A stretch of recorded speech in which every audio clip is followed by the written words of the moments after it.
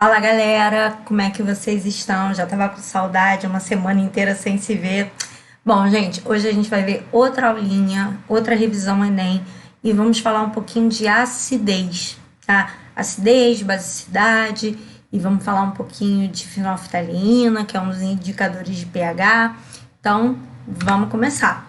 Essa questão é uma questão de 2015, ela fala um pouquinho de reações também, ela vai falar de características de óxidos, tá? Então, primeiro, ele pega num experimento, ele pega um frasco de vidro, coloca água nesse frasco de vidro, e aí ele coloca uma solução alcoólica de fenolftaleína. A fenolftaleína, a gente vai ver que ela é um indicador de pH, e ela muda de cor. Se ela estiver no ácido ou no meio neutro, ela vai ser incolor. Se ela estiver no meio básico, ela vai mudar de coloração, ela vai indicar uma coloração rosa. Rosa, dependendo do tão intenso que fica a base, ela pode ficar um rosa bem levinho, pode ficar um rosa bem intenso. Alguns autores chegam a chamar até de vermelho. Eu, particularmente, nunca vi vermelho, não. Sempre vi um tom de rosa, mais forte, menos forte, tá? E aí ele vai adicionar bicarbonato de sódio. A gente vai ver que o bicarbonato de sódio, ele é um sal. E esse sal, ele tem como característica a origem dele ser uma base, o NaOH, que é uma base forte, e um ácido, que é o ácido carbônico, que é um ácido fraco. Como ele vem de uma base forte e um ácido fraco, a tendência é que ele seja um sal de caráter básico, tá? Essa é a característica. A água, por sua vez, ela tem caráter neutro. Então, a ideia é que na hora que eu botei a água e botei as gotinhas de fenolftaleína, ela fica incolor, porque a fenolftaleína, no meio neutro, a água é neutra, ele vai ficar incolor. Quando a gente colocar o bicarbonato, ele vai dar o tom rosa, e ele fala disso aqui, ele vai indicar o tom rosa. Tom rosa porque esse sal tem caráter básico, ele é feito de uma base forte e de um ácido fraco. Bom, aí eu vou acender um palito de fósforo. Aí vem a dica, né? O palito de fósforo, antigamente, tinha fósforo na cabeça do palito. E o fósforo, quando queimado, ele dava características ácidas. Ele forma óxido ácido.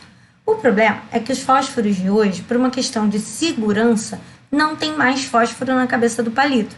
O fósforo, ele fica naquela lixinha que você risca, assim. O fósforo, ele tá ali. Então o que pode ter gerado esse meio, né? Porque ele diz que quando ele apaga, eu sacudo o frasco, eu vejo que aquele rosa começa a desaparecer. Se o rosa começa a desaparecer, é que o pH está mudando. Ele era um pH básico, ele ficou bem rosa, bem forte, e aí à medida que aquela fumaça vai se misturando com aquela água com bicarbonato, aquele rosa começa a sumir, ele começa a desaparecer. Ele dá uma agitada para facilitar a mistura e aquele, né, rosa começa a desaparecer. Aí fica a dica.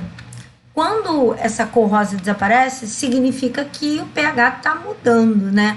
Então, na minha escala de pH, a gente observa que no vermelhinho, nessa parte toda vermelhinha que a gente está vendo, né, no cantinho esquerdo, eu tenho os caráteres ácidos.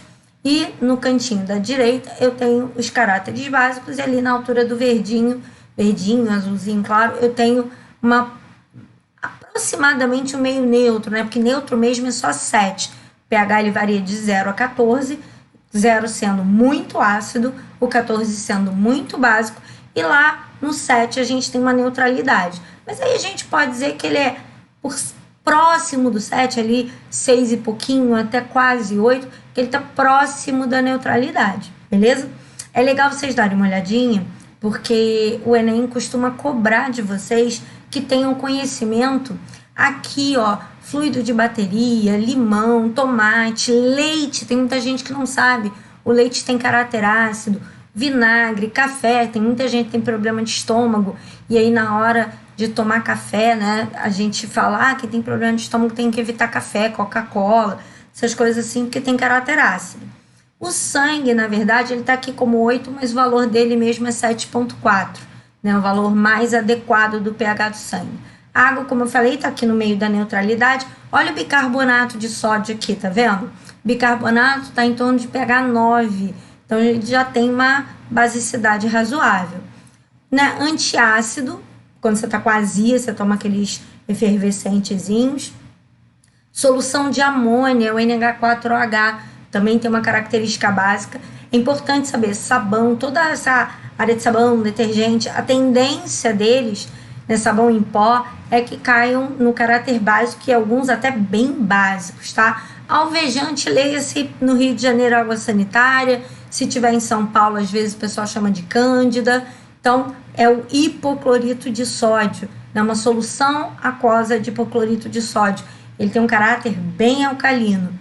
E desengordurante, que normalmente desengordurante tem hidróxido de sódio, né? Aqueles limpadores de encanamento que você bota com água quente, normalmente eles têm hidróxido de sódio, ele é bem básico. Então tem algumas substâncias aí que é legal você ter uma noção de basicidade, tá?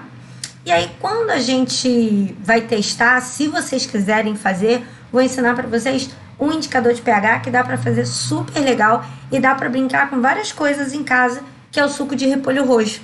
Tá vendo o repolho roxo? É repolho mesmo, aquele que você come para fazer salada. Depois você ainda pode pegar o repolho e comer, não tem problema não.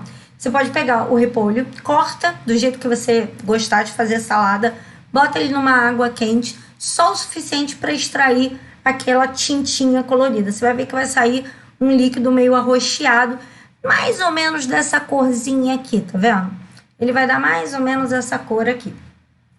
E aí você dissolve ele com um pouco mais de água, porque normalmente ele fica muito roxo e aí ele fica muito concentrado. Você pode colocar bastante água nele para ele ficar bem diluído. E aí você pode brincar à vontade. Dá para botar vinagre, ele vai ficar vermelho. Pinga umas gotinhas de limão, ele também vai ficar vermelho. Se pingar laranja, ele vai ficar menos vermelho, porque a laranja é menos ácida que o limão. Pode botar umas gotinhas de Coca-Cola, ele também vai ficar ácido. Umas gotinhas de café, ele também vai ficar ácido. Pode pegar sabonete líquido, a própria água sanitária, desengordurante, aqueles sprayzinhos de limpar banheiro, tira limo. Aí a tendência é que ele venha aqui, né, sabão em pó, ele vai vir aqui pro lado dos roxinhos e dos amarelinhos. E aí você pode testar várias coisas em casa com, né, várias tendências de pH. Se você tiver paciência, dá para fazer. Praticamente de 0 a 14, ele dá todos os pHs, ele consegue identificar todos os pHs. Tem que ter um pouquinho de paciência para conseguir todas as cores, mas dá para conseguir todas elas, tá? Aqui é uma fitinha de pH que a gente usa em laboratório. Essa fitinha, ela tem uma cor assim meio alaranjada, né? Mas ela tá embebida em vários indicadores diferentes. E aí, dependendo do pH, se ele é mais ácido, se ele é mais básico, a gente tem aqui uma listinha, como se fosse uma escalinha, e aí dependendo da cor que essa fita ficar, eu tenho mais ou menos, não é muito certinho não, mas dá mais ou menos o pH aproximado da solução, tá bom? Outro indicador interessante, outro indicador que é bem legal de trabalhar é o azul de bromotimol, não é difícil de encontrar, e ele vai ficar, aqui é água pura, não tem um indicador. Aqui ele fica bem amarelinho quando o meio tá bem ácido, fica bem azulzinho quando o meio tá básico, e ele fica com tons de verde, que seria a mistura das duas cores quando ele tá em meio neutro, tá? É um outro indicador que vai mostrar pra gente se o meio tá ácido ou básico. Quem já viu o pessoal tratar água de piscina, já deve ter visto usar indicador de pH, porque normalmente a gente tem que corrigir o pH da água da piscina. Aí vem normalmente um frasquinho assim com umas gotinhas. Quem tem aquário em casa também já deve ter visto. O pessoal que tem aquário em casa, o pessoal bota lá umas gotinhas na água para saber se o pH está adequado para o peixe, tá? Então provavelmente você já deve ter visto isso, só de repente não sabia o que era. Bom, o bicarbonato de sódio, ele é muito encontrado, fácil em qualquer farmácia, tá? Tem muita gente que usa ele para escovar o dente, porque ele dá uma diminuída assim no amarelado do dente, ele ajuda a tirar as coisinhas que estão nos cantinhos do dente. Então, ele é feito a partir de uma base, NaOH, e o ácido carbônico. A reação é uma reação de dupla troca. Então, o Na se junta com carbonato e vira o Na2CO3. Fê, por que aqui tem um sódio só e aqui tem 2 sódios? Por conta da carga. O sódio, ele é mais 1, o NOx dele, a carga dele é mais 1. E o carbonato é menos 2. Então, quando a gente vai somar essas duas cargas, ela não zera. Aí, para zerar as cargas, eu preciso de 2 sódios, cada sódio vale mais 1, e um carbonato que vale menos 2. Aí eu consigo zerar as cargas. E o que sobrou? Hidrogênio e hidroxila. O hidrogênio com a hidroxila formam água. Essa é a reação que gera o carbonato e é a mesma reação que gera o bicarbonato, tá? Essa reação aqui, isso aqui eu formei o carbonato, mas eu poderia gerar o bicarbonato também se eu tivesse feito a reação com uma água só, produzindo uma água só, e com a reação de um NaOH só, tá? Mas aí eu produzi o carbonato, que a lógica é mais ou menos a mesma. Então, para cada uma água, eu preciso de um H+, e um OH-. Bom, o que acontece aqui? Carbonatos e bicarbonatos atuam mais ou menos da mesma forma, tá? O carbonato é mais comum. Então, aqui com carbonato, esse aqui é o bicarbonato, esse aqui é o carbonato, mas costuma cair mais com carbonato. Então, já estou adiantando aqui para vocês. O carbonato reage com a água, forma o ácido carbônico. O Na reage com a água também, que os dois vão reagir com a água, e formam o NaOH. Mas o NaOH, por ser forte, ele se separa. O ácido carbônico, ele se mantém juntinho, mas o carbonato, ele consegue ficar junto com o ácido carbônico e ele acaba formando uma estrutura que eu vou dizer para você que ele tem uma pouca estabilidade, tá? O ácido carbônico, ele depois de formado, ele vai acabar se quebrando em CO2 e água. Mas para esse tipo de questão aqui, a gente não vai fazer essa quebra, porque eu só precisava perceber que o hidróxido de sódio formado, ele, por ser uma base forte, ele acaba se separando. O Na vai para um lado, o OH vai para o outro. E aí é como se eu pudesse cortar esse Na com esse Na aqui, como se eles fossem, né, mais um e menos um. É mais ou menos a mesma coisa. E aí sobra hidroxila. Por sobrar hidroxila, a gente observa aqui que essa hidroxila me dá um caráter básico, tá? Essa é mais ou menos a ideia do carbonato e do bicarbonato. As reações são iguaizinhas, só que o bicarbonato tem um H a mais aqui, só isso, tá? Mas a reação, a lógica é a mesma, para carbonatos e bicarbonatos. Então, essa hidroxila que faz a solução ficar rosinha, tá bom? Aqui eu tenho uma indicação para vocês. Normalmente, esse laranja aqui quase ninguém sabe, a fenolftalina no meio muito ácido, ela adquire uma cor laranja, mas ninguém fala disso. As pessoas falam só disso. Meio ácido ou neutro, ela fica incolor. Meio básico, ela fica rosa. Esse magenta é um rosa forte, tá? Se ela estiver forte demais da conta, se ela estiver básica demais da conta, e normalmente coisas do nosso cotidiano não tem essa basicidade toda, ela volta a ficar incolor. Mas a gente só trabalha nesses dois aqui. Incolor para meio ácido, né, levemente ácido ou ácido e meio neutro, e rosa e meio básico, tá? Os extremos a gente não costuma trabalhar, não. E aqui, na queima do fósforo, a gente tem produção de CO2, que é um óxido de caráter básico, que vai diminuir o pH da solução, tá? Então, a gente acabou de ver aparecimento do gás carbônico. O gás carbônico é um óxido ácido, e o óxido ácido seria a resposta, tá bom? Bom, outra coisa interessante para falar do CO2 é que ele não só é um óxido de caráter ácido, mas ele está presente no ambiente. Então, tem muitas questões do Enem que vão discutir chuva ácida. O pH da chuva normal é 5. Significa que ela está na parte ácida, né? Porque o ácido é abaixo de 7. Pô, Fê, mas isso é chuva ácida? Não. A chuva, para ser chamada de ácida, ela tem que ter um pH menor que 5, tá? pH 5 é um pH normal para chuva. E quem é responsável por essa acidez natural, essa acidez normal da chuva, é o CO2. Então, para eu chamar uma chuva de ácida, ela tem que estar rica em óxidos de enxofre e óxidos de nitrogênio. Eles fazem o pH da chuva chegar até 2. Já aconteceu em Los Angeles, já aconteceu em Cubatão, interior de São Paulo.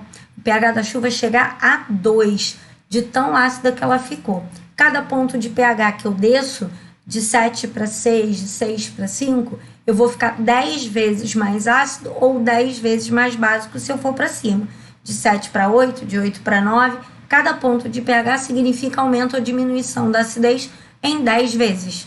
Então, imagina, se o pH da chuva normal é 5 e já choveu pH 2 em alguns lugares, você vê quanto que esse ar não estava poluído, né? Quanto de enxofre e nitrogênio não tinha nesse ambiente, tá bom? Bom, vamos lá. Outra questão que vai discutir bicarbonato É uma questãozinha de 2013, PPL. Para quem não sabe, PPL é para privados de liberdade, tá? Então, é uma prova que é um pouquinho diferente, mas tem mais ou menos o mesmo nível da prova que é aplicada normalmente, tá? Então, ele explica o seguinte. Eu tenho um balão de festa, ele bota bicarbonato. Esse bicarbonato, ele tá colocado aqui, ó, nesse espacinho aqui, esse pozinho que aparece aqui é o bicarbonato. E aí o bicarbonato tem essa fórmula que eu falei com vocês que era um pouquinho diferente do carbonato. E aí ele vai botar vinagre. O vinagre, ele tem características ácidas. Ele é o ácido acético. Esse H aqui, ó, é um hidrogênio ácido. É um hidrogênio capaz de ser liberado. E aí fica uma dica para vocês. Toda vez, tá? Qualquer carbonato de qualquer tipo e qualquer bicarbonato, qualquer um, que eu colocar em meio ácido, qualquer ácido, eu vou ter liberação de ácido carbônico. E eu acabei de falar, o ácido carbônico, ele é instável, ele se rompe, ele se quebra, e ele gera CO2 e água.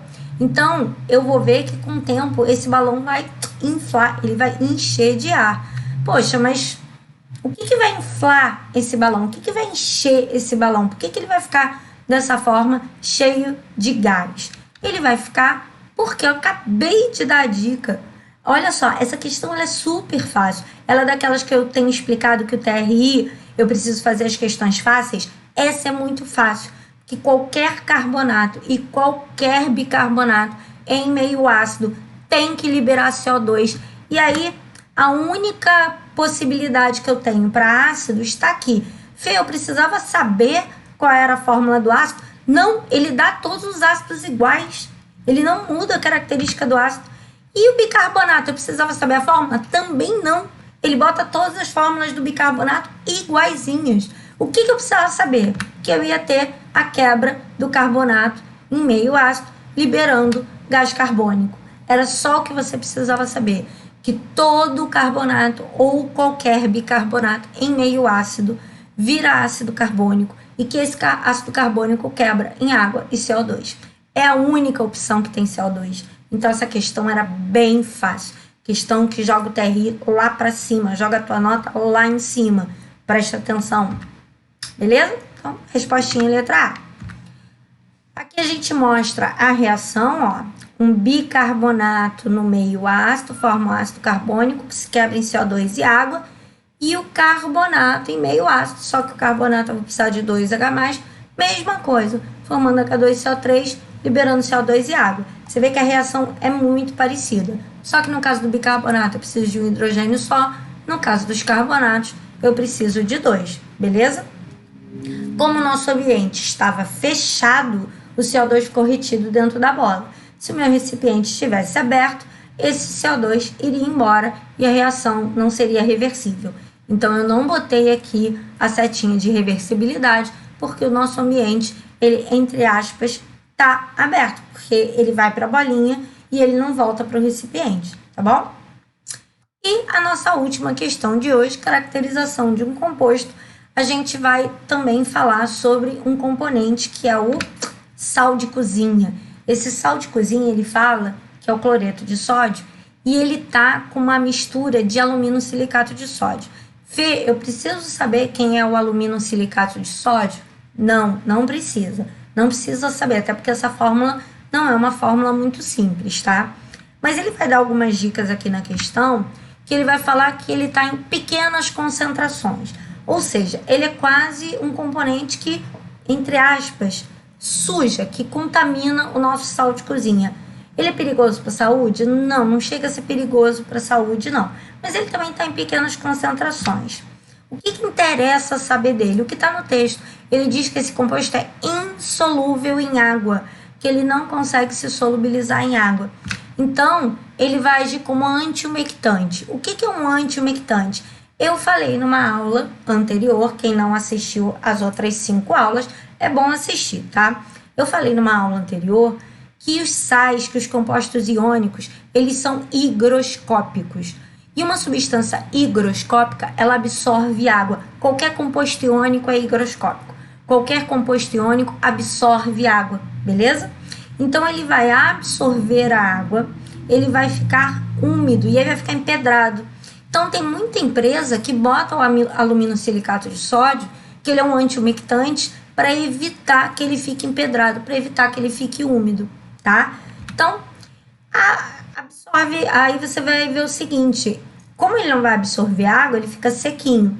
Ele quer saber dessas observações que ele deu, ele dá 5 opções para saber qual opção vai ser útil para identificar o aluminosilicato. Bom, ele vai falar de 5 opções. A primeira é a realização do teste de chama. A gente vai falar um pouquinho daqui a pouco que o teste de chama, ele identifica cátions. O problema é o seguinte, qual é o cátion do sal de cozinha? Sódio. Qual é o cátion do aluminosilicato? Sódio. Os dois não são de sódio? Então, os dois, né, ambos são de sódio, a chama vai ficar amarela nos dois.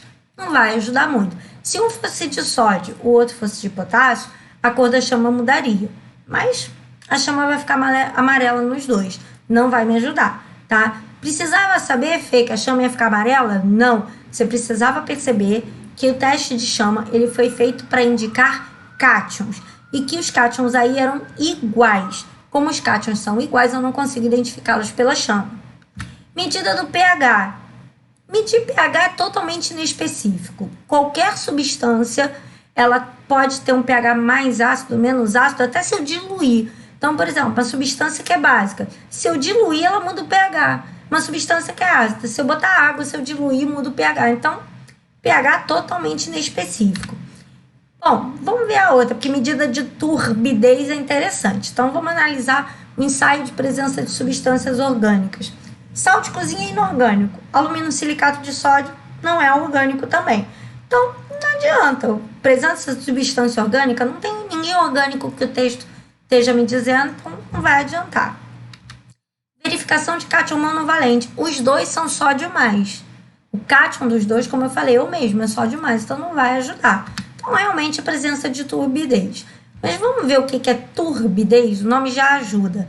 Turbidez tem a ver com turvo. Então, tá vendo esse meu primeiro frasquinho aqui da direita? Ele tá transparente. Esse segundo aqui, ele tá mais opaco, ele tá mais turvo. Houve um aumento de turbidade. Ele tá turvo. E esse aqui, então, tá bem turvo, tá bem opaco, tá?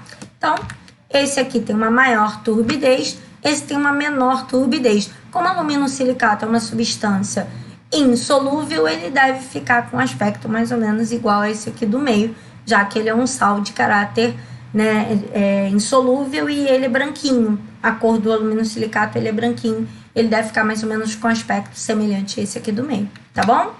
Bom, galera, então, por hoje a gente fica por aqui. Aguardo vocês. Eu gostaria de pedir que você colocasse um like, que você deixasse um comentário. Se você tiver alguma questão do Enem que você gostaria que eu fizesse, você pode falar. E eu gosto muito de ver vocês por aqui. Quero ver vocês semana que vem, tá bom? Semana que vem tem outro vídeo e eu aguardo vocês. Beijo!